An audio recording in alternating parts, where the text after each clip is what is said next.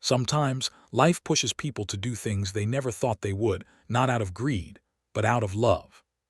When you've got someone depending on you, you'll sell your last belonging just to see them smile again. That's what this little girl was doing. While everyone else was rushing through the market that afternoon, she sat quietly on the pavement, her toys lined up in front of her, each one a memory she was willing to give away. In her tiny hands, a cardboard sign trembled with the words, "By MYTOYS." Most people passed without even looking. But when Jason Statham stopped to ask why, the little girl's answer made the entire market fall silent. Before we continue, if you've been following our stories, thank you truly. Every share, every like, and every comment reminds us that kindness still matters. And if you're new here, welcome. Because what you're about to see isn't just another act of generosity. It's proof that compassion still exists, even in the most unexpected places. The sun hung low over the busy weekend market, casting long shadows across the pavement as vendors shouted prices, and the air filled with the smell of roasted corn and engine fumes. It was one of those places where life moved fast, people bargained hard, children tugged at their parents for candy, and everyone seemed to have somewhere to be. But amid all that noise and rush, a small corner went unnoticed. There between two fruit stalls sat a little girl no older than 7, her brown hair slightly tangled, her clothes clean but worn. In front of her, an old piece of cardboard rested against a pile of second-hand toys. The words written in shaky black marker read, "By MYTOYS." She wasn't begging. She wasn't crying. She just sat there quietly, her little legs crossed, watching people walk by as if waiting for something or someone. Most glanced at her, frowned for a moment, then kept walking. Some looked away entirely, pretending not to see. It wasn't out of cruelty, people just had their own problems, bills to pay, families to feed, deadlines to meet. But if you stopped, if you really looked, you'd notice the way she held herself. Polite, patient, almost grown-up in her silence.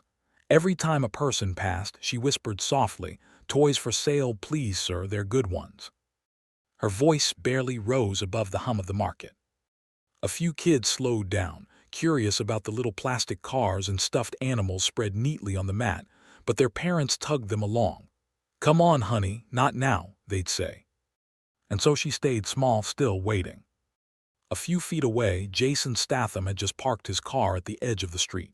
He was in town quietly, away from the cameras and chaos of movie sets, just a man blending into the crowd, enjoying the ordinary. He wore a dark jacket, simple jeans, nothing that made him stand out. He didn't expect to be noticed, and he wasn't, not at first. Jason had always been the kind of man who saw what others didn't. Maybe it was his upbringing, growing up with struggle, learning how to read faces, how to spot real pain behind fake smiles. And as he walked through the stalls, buying nothing in particular, something about that still figure on the ground caught his eye. A child selling toys, alone. He slowed down, watching her for a moment from a distance. People passed by without a glance, stepping around her like she was invisible. A woman selling fruit nearby looked at the girl with pity, but did nothing. Jason frowned. Something about the way the girl's fingers clutched the cardboard sign made his chest tighten. He'd seen desperation before, in movies, yes, but also in real life. And this wasn't the kind that screamed for help. It was quieter, heavier. He took a few steps closer. "Hey there," Jason said softly as he crouched down beside her. The girl looked up, startled but polite. "Hello, sir." Her voice was thin, tired. She straightened up quickly, as if trying to look more proper. "What are you selling?" he asked, glancing at the toys spread out before her. A few matchbox cars, a worn-out teddy bear, a doll missing one shoe, and a colorful stack of plastic rings. "My toys," she said simply. "They're still good." Jason nodded. "They look good, yeah." He picked up the teddy bear. Its fur was patchy, one button eye barely hanging on. "Why are you selling them, sweetheart?" She hesitated, her small fingers twisted in her lap. Then, almost in a whisper, she said, "Because my mom hasn't eaten in a week." Jason's hand froze around the bear. "What do you mean, she hasn't eaten?" "She says she's not hungry," the girl replied, her voice trembling slightly. "But I know she's lying. She gives me her food every night. I told her I'll help. I can sell my toys and then she can eat again.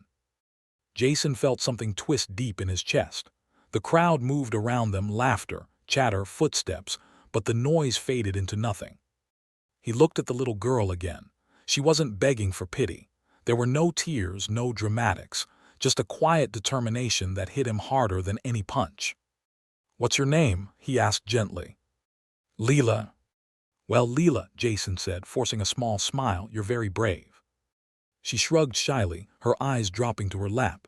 "I just want her to be okay." Jason stood up slowly, scanning the market. His eyes landed on a small food stall nearby where an older woman, thin, pale, and visibly weak, stood behind the counter, pretending to arrange things. He saw it right away, the resemblance. The same eyes, the same quiet dignity. That was her mother. She caught Jason's gaze, her expression tightening immediately. Embarrassment, fear. Jason walked toward her. "Excuse me," he said gently. The woman blinked, startled. "Oh, I'm sorry, sir, I'm not open yet."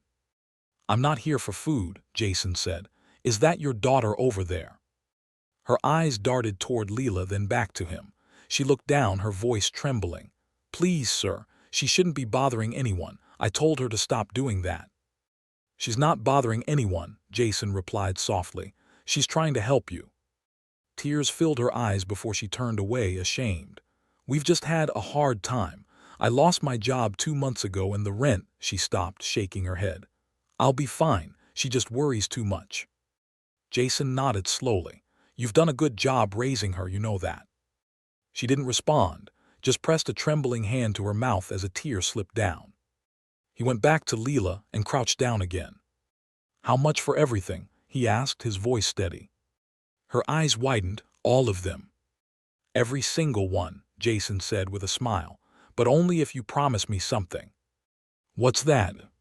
"That you don't spend a single penny on me. You buy food for you and your mom and then you both eat together. Deal?"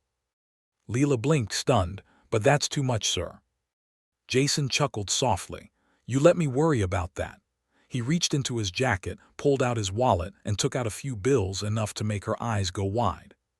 People nearby began to notice the scene. A few slowed down, whispering to each other. The woman from the stall hurried over, her face pale. "Sir, please, you don't have to," she began. Jason turned to her, his tone firm but kind. "I know I don't have to, but I want to." He handed the money to Leela.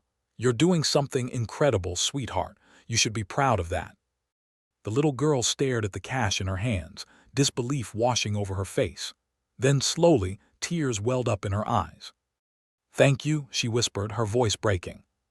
Jason smiled. "Just promise me you'll keep your toys next time, okay?" By now, people had stopped completely. The fruit seller nearby wiped her eyes. A man carrying groceries put his bag down and just watched silently. The mother tried to thank him, but Jason shook his head gently. "No need, just take care of her, that's all." She nodded, too overwhelmed to speak. Jason started to leave, but then paused and looked back at Leela. "Hey," he said with a soft grin, "next time you set up shop, you make sure it's for fun. Maybe you can sell drawings or cookies, yeah." Leela giggled through her tears and nodded. "Okay, sir." He winked, then turned and walked away, disappearing into the crowd as quietly as he had arrived. But the story didn't end there. Because the next day, when Leela and her mother returned to that same spot, something extraordinary awaited them. Morning light filtered through the thin curtains of a one-room apartment that had seen better days. The paint on the walls was cracked, the furniture sparse, and the air carried that faint chill that lingers when hope's been running low for too long. But for the first time in weeks, there was a smell of something new: warmth, food, life. Leela's mother, whose name was Marie, stood at the small stove, stirring a pot of oatmeal she'd bought with the money Jason had given them. Her hands still shook slightly, but not from hunger this time, from disbelief. Behind her, Leela sat on the couch with a bowl already in her hands, eating quietly but smiling wider than she had in months. "Eat slowly," Marie murmured, half to herself, half to her daughter. "There's enough for tomorrow, too." Leela nodded, spooning another bite of oatmeal into her mouth. "Mama." "Yes, sweetheart." "Do you think he'll come back?" Marie paused, staring at the small flame beneath the pot. "I don't know, baby. Her voice softened. People like him, they don't need to come back to do good. Leela tilted her head, confused. But he was kind. Maybe he's like a hero. Marie smiled faintly, her heart tightening. Maybe he is. By noon they were back at the market, not to sell but to buy. For the first time, Marie walked through the stalls without worrying how she'd explain having no money. Vendors who'd watched her for months noticed the change immediately, her posture a little taller, her steps a little surer. Leela carried a paper bag filled with bread and milk, her little face glowing with pride. They passed the fruit stand where the vendor, a woman named Rosa, stopped them with a smile. "Good morning, Marie. You look different today." Marie laughed softly. "Just grateful, I suppose."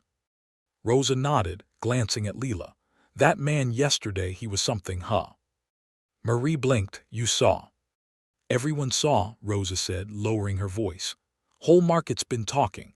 A man like that walks up, no cameras, no crowd, just kindness. That's rare." Marie's eyes softened. "He didn't even tell us his name." Rosa tilted her head.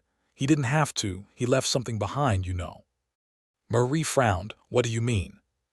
Rosa pointed toward the spot where Leela had been sitting the day before. "Go take a look." They walked over slowly, curiosity tugging at their steps.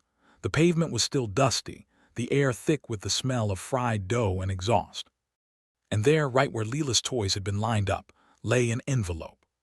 Plain brown, sealed. Marie hesitated, glancing around. Maybe someone dropped it. Leela shook her head. "Mama, it has your name." Sure enough, in neat handwriting across the front were the words, "For Marie and Leela." Marie's throat went dry. She crouched down, picked it up carefully, and opened it. Inside was a folded letter and a small, crisp envelope tucked beneath it. She pulled out the note first. It read, "Sometimes help isn't about fixing everything. It's about making sure you have enough strength to keep going. You reminded me what that kind of strength looks like. You didn't give up, neither did she. Use this to start again. You don't owe anyone anything, not even me. J." Marie unfolded the second envelope with trembling fingers. Inside was a check. Not a small one. Enough to pay rent for months. Enough to buy food, fix the stall, maybe even start fresh. Her breath caught. "Oh my God." Leela looked up at her. "Mama." Marie knelt and pulled her daughter close, tears spilling down her cheeks. "He did come back, sweetheart, just not the way we thought." The market buzzed as people gathered nearby, whispering, pointing. Word spread faster than wildfire. "Is that from him?" someone asked. "The same man from yesterday," another said. "I heard he was an actor or something." Marie tried to ignore the murmurs, clutching the letter to her chest. It didn't matter who he was. It mattered why he'd done it. She looked at the check again, neatly signed, with a bank logo she didn't recognize. But at the bottom, in small handwriting, it said something else. "One condition, don't sell your toys again. Keep them. They're your story." Marie smiled through her tears. He really thought of everything. Over the next few weeks, things began to change. Marie reopened her stall, not just a corner table this time, but a proper stand with a sign that read Leela's Market. She sold fruit, homemade pastries, and even small toys Leela helped paint and decorate. People came not just to buy, but to talk, to listen, to be part of something that reminded them that kindness hadn't vanished. Rosa stopped by every morning with coffee, and sometimes, when the air was still cool, Marie would catch herself looking down the road, half expecting to see that familiar figure again. But Jason didn't return, not visibly at least. What she didn't know was that a man in a cap and sunglasses would often park across the street, watching quietly from his car, just long enough to see the smile on Leela's face before driving off. 2 months later, the story reached the local newspaper. The headline read, "Mystery Man helps struggling mother and child rebuild their lives." A photo of Marie and Leela accompanied the piece, both smiling behind their small stall, sunlight streaming across their faces. Jason read the article in a cafe across town, the corner of his mouth lifting into a quiet smile. He set the paper down, took a sip of his coffee, and murmured under his breath, "Looks like they're doing just fine." The barista nearby, noticing the paper, chuckled. "Hey, did you read that? That guy sounds like a real hero. Jason looked up, his eyes calm and amused. Hero's a big word. Maybe he just did what anyone should have. The barista nodded thoughtfully. Still, world could use more people like him. Jason smiled faintly. Yeah, he said softly, maybe it could. He left a generous tip on the counter, folded the newspaper neatly, and walked out, the bell above the cafe door chiming behind him. Back at the market, life went on. Leela grew more confident, her laughter louder, her drawings brighter. Every once in a while, someone would stop at the stall and ask about the story, about the man who changed everything. Marie always smiled and said the same thing. He wasn't just helping us. He was reminding everyone that kindness still exists.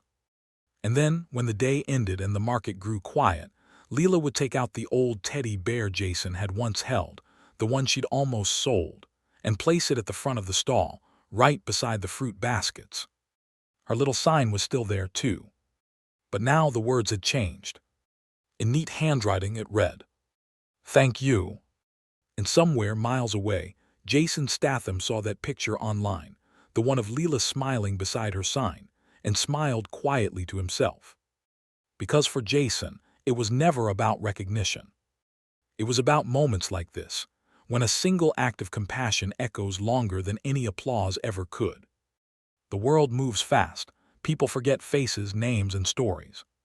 But sometimes, one moment of kindness, one small choice to stop and listen, can ripple through lives forever. And that's exactly what Jason Statham did that day. He didn't just buy a toy. He gave a family back their hope.